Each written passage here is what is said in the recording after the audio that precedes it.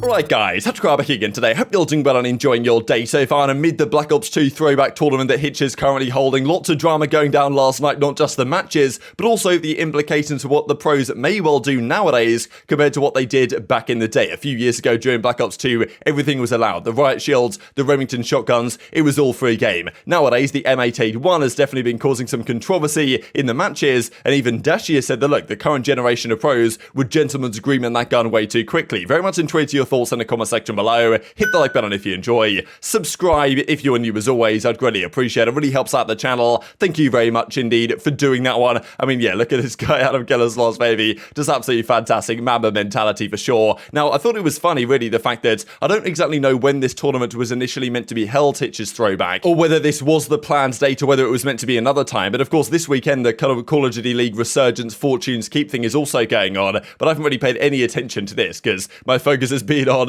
the proper Call of Duty action, let's just say. But funny, really, that the CDL kind of, I mean, look, I think they had to approve Hitch's tourney because I don't know exactly how it works. So it's probably on one of their games or something. So they have to he has to get permission maybe. But yet they both end up on the same weekends. But yeah, nobody's watching this. Everyone's absolutely killing it for the original throwback Black Ops 2. Now, this big update actually on the Gunless front saying best places to live in New Jersey, New York. So this is pretty interesting. We saw a couple of weeks ago now that he said, yeah, I really don't like it in Dallas, Texas. I much prefer to live on the East Coast somewhere, right? Now, of course, to be able to live on the East Coast, he would need to have the visa sorted, which definitely implies, regardless of where he's living, right? Okay, let's say he's living in New York. Does that mean that, wow, okay, he's going to be playing for the New York team, at least as a substitute player? Maybe, maybe not. I think he can be a sub for another team, but live elsewhere, because you wouldn't necessarily have to be in the same location as your team, but you'd probably like to be in the team, like let's say Los Angeles Guerrillas, and they're based in Texas, I think. If they sign Gunless as a sub, it might be handy to have him around the place, really. But, look, if he's going to live in New York, New Jersey anyway, then I guess the teams think that's fine. Or he actually is going to play for New York or Boston or someone in that kind of local vicinity. So that's a possibility. But of course, Gunless did. I think what this really clarifies is that for Gunless to actually be living in the States, he must have a visa sorted, or he's got married over the last couple of weeks, which is the other possibility. So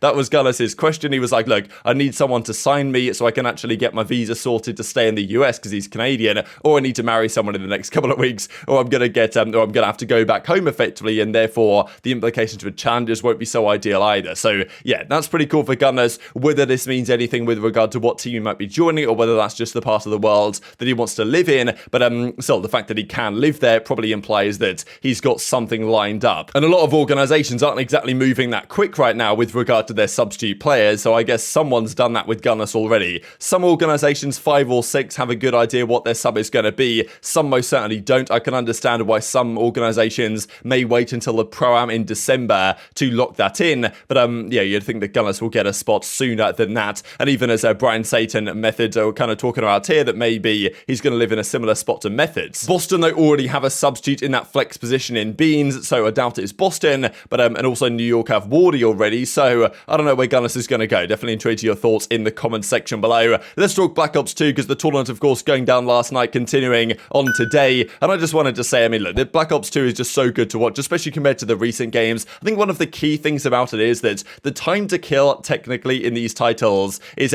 as quick as the modern ones. You can kill with an M8 up close, point blank range in 3 bullets. That's even quicker than a burst. The one burst goes off incredibly quickly. You can melt people with the M8, as you can with the MSMC. It's a 3-shot kill at close range, relatively fast-firing weapon. The time to kill, technically, if you look at the pure numbers, is going to be the same. And yes, you can look at netcode and other factors like that, but I think the key thing that makes this game so much more enjoyable to watch and to play is the fact that shooting is actually difficult. The aim assist is not crazy strong. Like, the aim assist ranges are actually very short, especially on the SMGs. If you're shooting at someone from mid-range with the MSMC, you get little to no aim assist at all. And if you're trying to map someone with it, you get no aim assist. So you can hit the shots if you're godlike, and but you're not just going to get blessed by the game. And it's the same thing with even the M8, right? It's not so easy to shoot with it. Like, the aim assist isn't so strong. It definitely takes a lot of skill. There's a big skill gap in this game, even in just pure shooting, that there isn't really nowadays. And then, you know, the maps, the way the spawns work. I think this is a very early patch, so the spawns weren't even as good as I think they were in later iterations of the game, but the way the score streaks work, the utility as well, and the way, like, the pick 10 works, and the fact that everything has a counter, and the way all the perks are set up, and the pick 10 system in general, it's just all so good. The importance of teamwork and the strategy, just absolutely fantastic to watch. Yes, as I said earlier today, the kind of Codcaster could could be better, but we fixed it over time. And also the other thing to mention is that the kind of hardpoint and also capture the flag, when the hardpoint literally just used to be 10 minutes. So if you were ahead by 40 seconds with 35 seconds left on the game clock, there was no way for the other team to win. They fixed that in Black Ops 3 when it became the fact that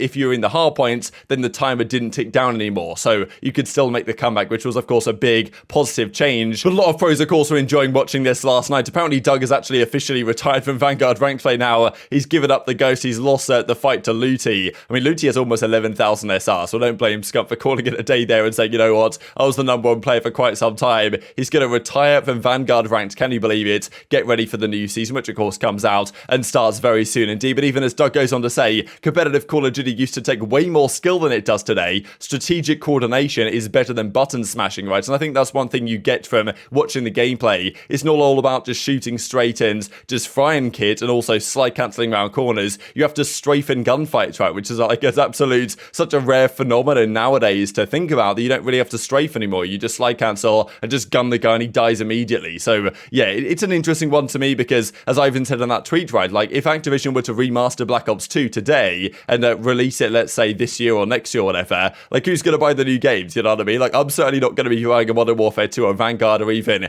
the upcoming titles, potentially Trex one I'll get anyway. But if Black Ops 2 was still out, well, of course it is still out and you can still play it on Plutonium, but if they were going to remaster it, then, you know, who's going to buy the recent CODs? Because it's just so, their recent games would just get exposed so hard if Black Ops 2 was to be re-released. But of course they're not going to do that. But yeah, strafing and gunfights, all these things that are not really seen that often nowadays, and even as Slasher says, Black Ops 2 was so damn good, they really don't make them like they used to, right? Which I think is certainly true. That era, Black Ops 2, even before Black Ops 2, just watching it, right? The fact that it's 10 years old but still holds up so well compared to pretty much every other game that we have played in the last several years, really since the Jetpack times probably, and maybe Black Ops 4 was an exception because, you know, Trex built different, of course. But even the pros that are playing it, right, Black Ops 2 really is timeless, says Aches. That's one side of the discussion. The other side is, of course, that the pro community has changed to a certain degree over the last several years. And this is Dashy's perspective, right? The M8 would get GA'd so fast in today's Call of Duty. So we've seen in the recent couple of years,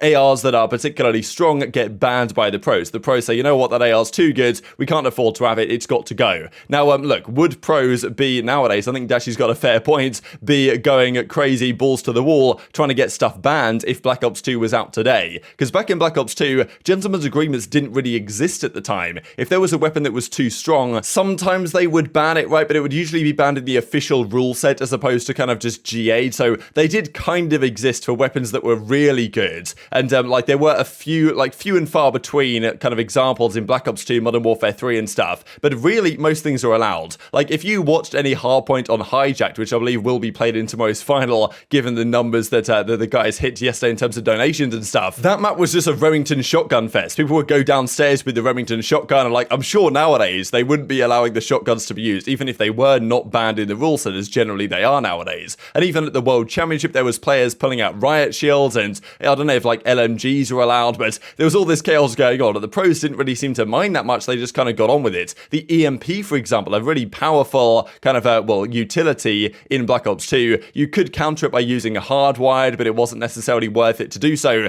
The EMP would just give you free information and destroy someone's HUD for 15 seconds. Like a very strong like piece of utility. I'm sure nowadays that would probably get GA'd by the pros. But look, back in the day, they used to pretty much play with anything, and you can argue the pros have got a fair bit softer over time, to which point in, you know, let's say Black Ops Cold War, the XM4's getting banned, even the sniper rifles getting banned in that season also, and going into Vanguard, the pros wanted to do the same before the community said, you know what, you guys are faded for this, and it turns out they were faded for this. So that's what Dashy's saying. The M8 would get GA'd so fast, implying that today the pros are maybe a bit softer than they used to be. Now, in fairness, back in Black Ops 2, the FAL was banned. That gun was ridiculously strong, especially with the select fire attachment, which Big Timer used to use right at the start of the game to fantastic effect. But Karma's basically saying in this tweet about, I'm guessing this is about Advanced Warfare, or I'm not exactly sure what weapon was being used there at the time, but I mean, look, there's always drama about potential new weapons in the game. But yeah, the FAL were considered OP. The SMR, which was the kind of other two-shot weapon, actually a more powerful one, shot a bit slower though, a bit more recoil, that wasn't really considered so overpowered. So the FAL was kind of banned by the pros, was GA'd, and therefore, really, the M8 was the remaining one, right? If they were going to get rid of the FAL, the M8 was kind of the next up anchor weapon, and if you couldn't use the M8, there wasn't really many other options for ARs, because the AN94 was very good, but on LAN it wasn't quite the same as it was online. And also the AN94 couldn't really compete at long range at all. So to me, the M8 is a perfectly balanced weapon in the game. Yes, it's very strong. Yes, it can kill very quickly. I do think its close range power is a little bit too much. The fact that it can 3-shot at point blank range is rather good.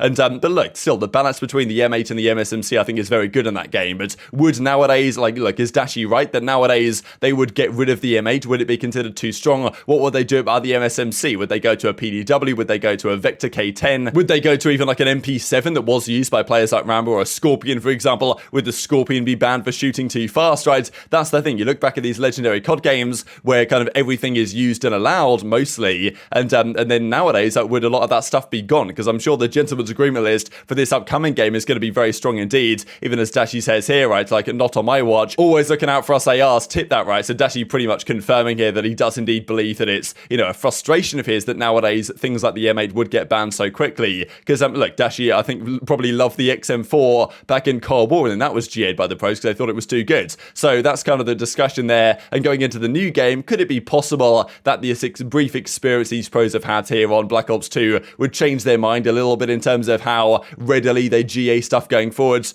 Probably not. That's wishful thinking, but I don't think Dashy's wrong with what he's suggesting here. And even Octane looking back to Infinite Warfare when GAs was certainly a regular recurrence at this point in the Call of Duty history. But as he said, back in the day, Pro 8 used to happen all the time. There was 3 tourneys a night, 40 players for months. Like, you know, that's when players had a good time playing the game. Nowadays, you can't get anyone to play Vanguard or, you know, the modern Call of Duties. They'll just prefer to go off and, you know, chill, really, because the games just aren't as good as they used to be, I think, is generally the implication right here. The final thing just to mention then, as OpTic Texas point out, CTF was, of course, being played as the third game mode here in, well, in this Black Ops 2 tournament going on. There's Hardpoint, there's Surge, there's Capture the Flag. Now, CTF is absolutely phenomenal in Black Ops 2 and on these maps. Raids, like, you know, Standoff, for example, even Slums, works incredibly well. Great fun to watch, like, well balanced with the streak usage and all this type of stuff that happens in Black Ops 2. But look, that's Black Ops 2, right? That's maps that are well designed for it, spawn systems that make sense. Nowadays, would that happen? With squad spawns being the way they are, would everything work the same way for Capture the Flag in an upcoming game?